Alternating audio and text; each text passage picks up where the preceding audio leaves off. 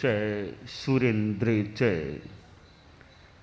कौशिके पाद संस्पृशि निर्विशेष मनस्काय श्री वीरस्वामिने नमः। आर्हत वाङ्मय में कहा गया है,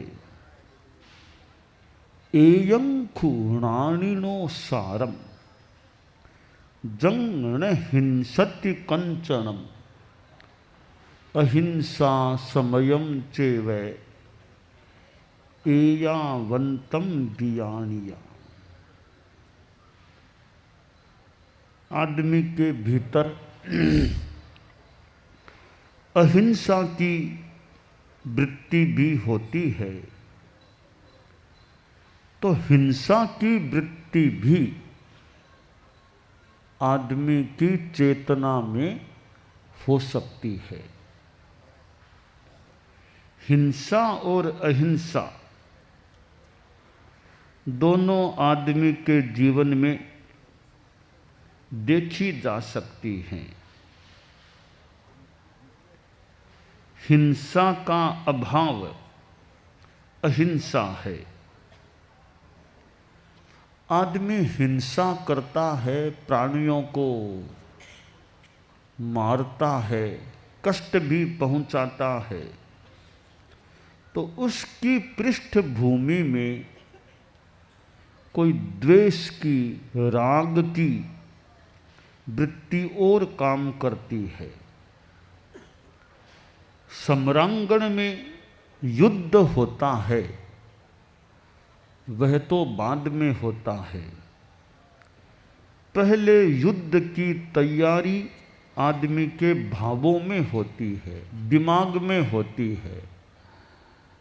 मानो किसी रूप में दिमाग में युद्ध शुरू हो जाता है, उसका अगला रूप सम्रांगण में हो सकता है और शस्त्रास्त्रों के प्रयोग के रूप में हो सकता है। युद्ध तो बहुत बड़ी चीज है। जीवन व्यवहार में भी हिंसा अहिंसा को देखा जा सकता है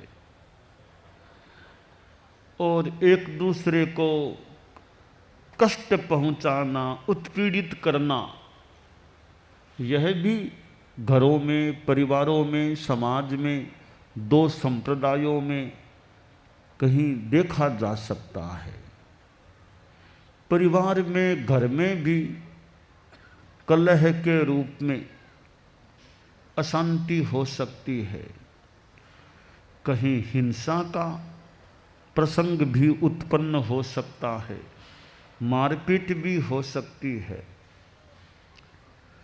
तो यह हिंसा का संस्कार आदमी के भीतर में होता है और अहिंसा के भाव भी आदमी के भीतर होते हैं। मनुष्य कभी अहिंसा के भावों में रहता है तो कभी वह हिंसात्मक भावों में भी चला जाता है। हिंसा के पीछे परिग्रह का भी बड़ा हाथ होता है। जैसे अहिंसा परमो धर्म है या अहिंसा परमो धम्मो की बात है, तो अपरिग्रह परमो धर्म है। अपरिग्रह भी परम धर्म है। परिग्रह के कारण, लोभ के कारण आदमी हिंसा में प्रवृत्त हो सकता है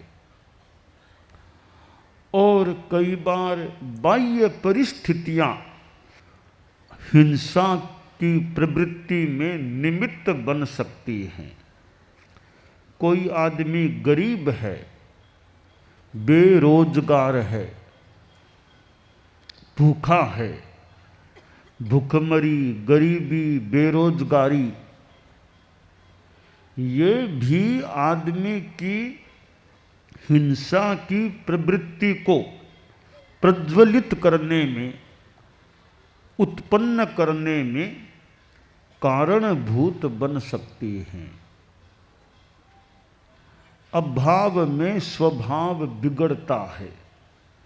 जब आदमी अभावग्रस्त होता है तो फिर वह कोई रास्ता देखता है, अभाव का अभाव कैसे हो सके, कैसे उसे धन अर्थ प्राप्त हो सके, और बढ़िया रास्ता नहीं मिलता है तो फिर आदमी हिंसा का रास्ता भी, आतंकवाद का रास्ता भी ले सकता है। तो यह गरीबी, भुखमरी, बेरोजगारी भी हिंसा को बढ़ावा देने में योगभूत बन सकती हैं, निमित्त बन सकती हैं। मूल तो भीतर में कहीं न कहीं कसाय है, तब ये निमित्त हिंसा को उत्पन्न कर सकते हैं। तो हिंसा और अहिंसा मूलतः दोनों की जड़ें भीतर में हैं। एक श्लोक में तो बड़ा एक मानो निश्चय नय का कथन किया गया है, आया चैव अहिंसा, आया हिंसत्ति निच्छओ ऐसे, जो हो ई अपमत्तो अहिंसओ, हिंसओ ईयरो। आश्रय कि आत्मा ही अहिंसा है और आत्मा ही हिंसा है, यह निश्चय की बात है।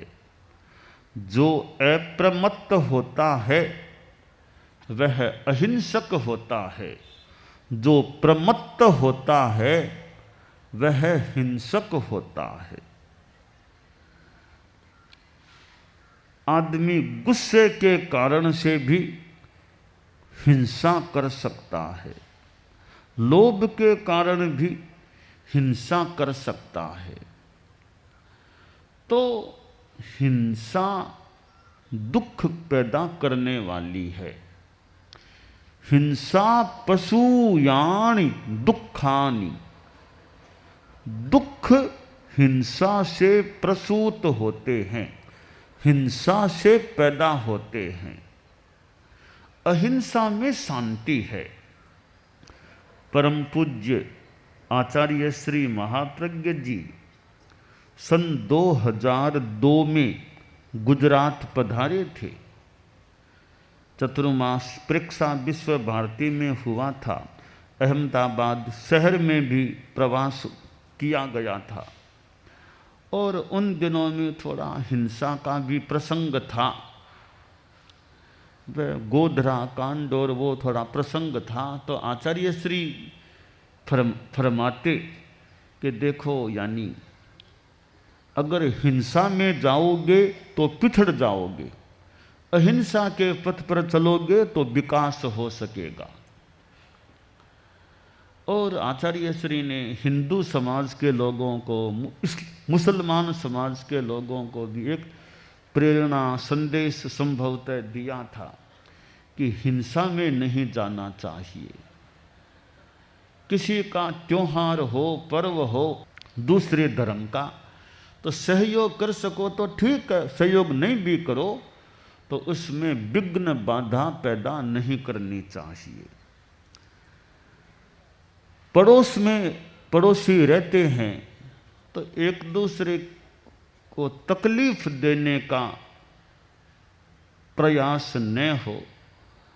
पड़ोसी पड़ोसी से नफरत करे, पड़ोसी पड़ोसी के कार्य में बाधा पैदा करे, ऐसा नहीं होना चाहिए। कोई कहे प्रभु से प्यार करो, परमात्मा से प्यार करो, भगवान से प्यार करो, यूँ तो भक्ति करना बहुत ही अच्छी बात है। परमात्मा अरहत सिद्ध आदि की भक्ति करें, स्तवन करें, बहुत अच्छी बात है। परमात्मा से प्रेम करें, अरहत सिद्धों के प्रति भक्ति करें, प्रेम करें। तो प्रश्न है पड़ोसी के साथ मैत्री है या नहीं, परिवार के लोगों के साथ मैत्री है या नहीं, परिवार में कलह तो नहीं चलता है, परिवार में आए दिन बोलारा होता रहता है,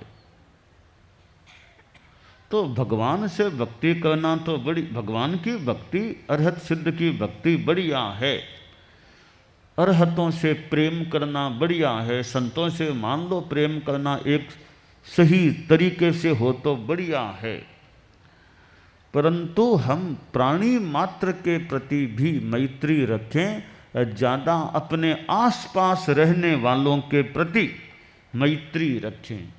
हम पक्षी आदि या संवत्सरी आदि प्रसंग होने पर 84 लाख जीवन योनियों से खमत कामना करते हैं, बहुत अच्छी बात है। तो भाई 84 लाख तो हमारा काम सबसे पड़ता भी नहीं है, कितना क्या पड़ता है, पर जो आसपास रहते हैं, जिनके साथ काम पड़ता है बोलने का, कार्य करने का, उनसे अच्छी तरह खमत खामना हुआ या नहीं। कि 2, 4, 5 लोगों से तो खमत खामना नहीं करूँगा, उनसे खमत खामना करो जिनसे तुम्हारा 1 बरस में काम पड़ा है बोलने का, कटु कहने का। तो संवत्सरी जैसा अवसर आया है, खमत खामना का दिन आया है, तो जिनसे बोलचाल का काम पड़ता है उनसे कहीं कोई हुआ हो कटु व्यवहार, तो वो बात साफ हो जानी चाहिए, धुल जानी चाहिए।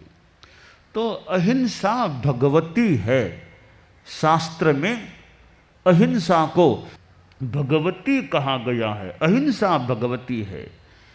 सब प्राणियों के लिए यह क्षेमंकरी है, सब भूय क्षेमंकरी, सब प्राणियों का क्षेम कल्याण करने वाली यह अहिंसा भगवती है। तो अहिंसा को माता भी कहा गया है। जय हे जय जीवन दाता, जय हे जय जीवन दाता, समय भाव सुधा का सिंचन दो, अमिताभ अहिंसा माता, जय हे जय जीवन दाता, जय हे जय जीवन दाता, समय भाव सुधा का सिंचन दो, अमिताभ अहिंसा माता, जय हे जय जीवन दाता, जय हे जय जीवन दाता। तो अहिंसा एक जीवन दाता है, अहिंसा है तो जीवन टिक सकता है, हिंसा चलती है तो जीवन की समाप्ति हो सकती है। अमिताभ अहिंसा माता, ऐसी अहिंसा माता जिसकी आभा अमित है, अपरिमित है, और समभाव सुधा का सिंचन दो। अहिंसा के साथ समभाव भी आवश्यक है। शास्त्र में कहा गया है अहिंसा समयम चेवै, अहिंसा और समता, समता के बिना अहिंसा को खतरा हो सकता है। अहिंसा सुरक्षित रखनी है तो मन में समता का भाव अपेक्षित है, और समभाव सुधा, समभाव अपने आप में एक प्रकार का अमृत होता है। आज हम ठाणा जिले में पुनः आए हैं। ठाणा ठाणा शब्द आया है, मुझे तो आगम का नाम याद आ गया, ठाणम ठाणम ठाणम। हमारे एक आगम का नाम है ठाणम ठाणम ठाणम। जो 11 अंग हैं, आयारो सुयगड़ो, ठाणम भी एक आगम है। तो हमारे तो कई बार व्याख्यान बांचने में ठाणम आगम काम आता है। गुरुदेव तुलसी भी मुझे याद है ठाणम को हाथ में लेकर ठाणम से व्याख्यान फरमाते थे। तो ठाणम तो हमारे एक आगम का नाम है। तो ठाणा ठाणम पंच ठाणा ऐसे ठाणा ठाणा शब्द हमारे आगम में और में। तो ठाणा जिले में आना हुआ है। ठाणा जिले में ही थे, चतुर्मास भी ठाणा हम मार्ग में आ रहे थे, हमारे मुनि जी बोले यह रोड सीधी जा रही है नंदनवन की ओर। तो घोड़बंदर रोड है, ये उधर जा रही है सीधे। तो वो हमारे प्रवास स्थल के पास वाली जो रोड थी, संत बोले यह रोड सीधी उधर जा रही है। तो हमें तो वह रोड चाहिए जो अहिंसा की रोड है, शांति की रोड है और मोक्ष की रोड है। उस रोड पर मुख्यतया चलना है। तो यह अहिंसा भी एक मार्ग है, जो ऐसी रोड है अहिंसा जो मोक्ष तक पहुंचा सके। तो हम उस रोड पर चलते रहें, जो हमें चलते तब तक रहें जब तक मंजिल न मिले। तो मोक्ष जैसी मंजिल प्राप्त करना परम लक्ष्य हमारा रहे। और वह लक्ष्य अंतिम परम लक्ष्य है। उसके पहले छोटे छोटे भी कई और लक्ष्य बन सकते हैं।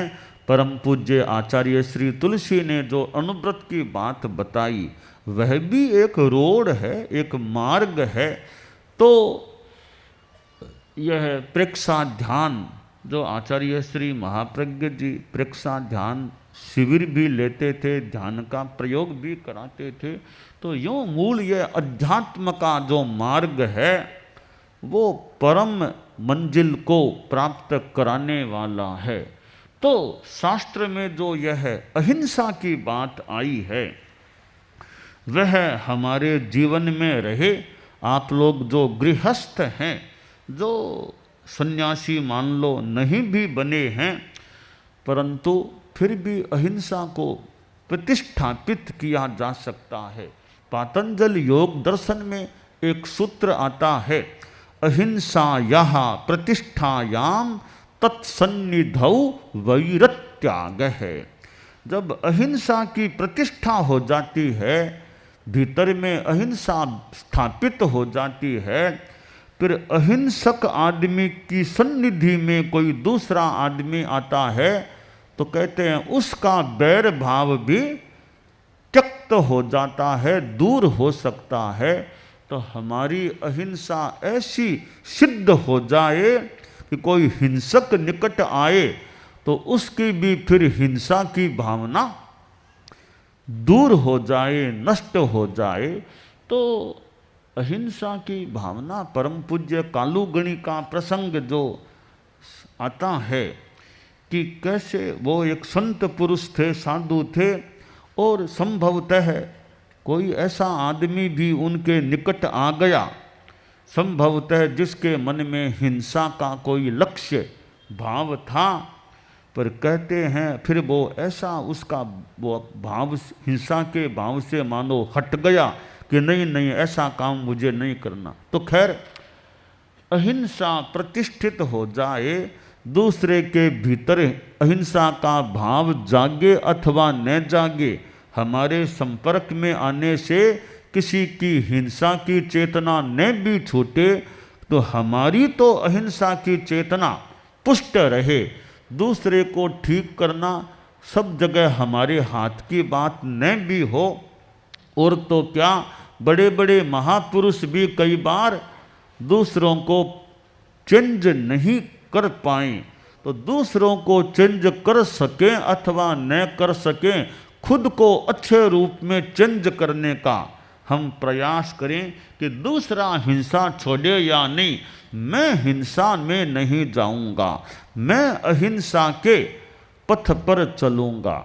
जो भी मेरा साध्य है उसको पाने के लिए ज़्यादा से ज़्यादा मैं अहिंसा को अपने साधन के रूप में काम लूं, हिंसा को जहाँ तक संभव हो सके मैं छोड़ने का प्रयास रखूं कि मेरे साध्य की प्राप्ति में मेरा साधन मुख्यतया हिंसा न बने, ज़्यादा से ज़्यादा मैं अहिंसा को अपना साधन बनाए रखने का प्रयास करूं। तो साध्य क्या है, फिर साधन उसका क्या है। साध्य साधन शुद्धि, तो अहिंसा पूर्ण साधन हो तो फिर साधन की शुद्धि की बात भी हो सकती है। हम अहिंसा की रोड पर, अहिंसा के राजमार्ग पर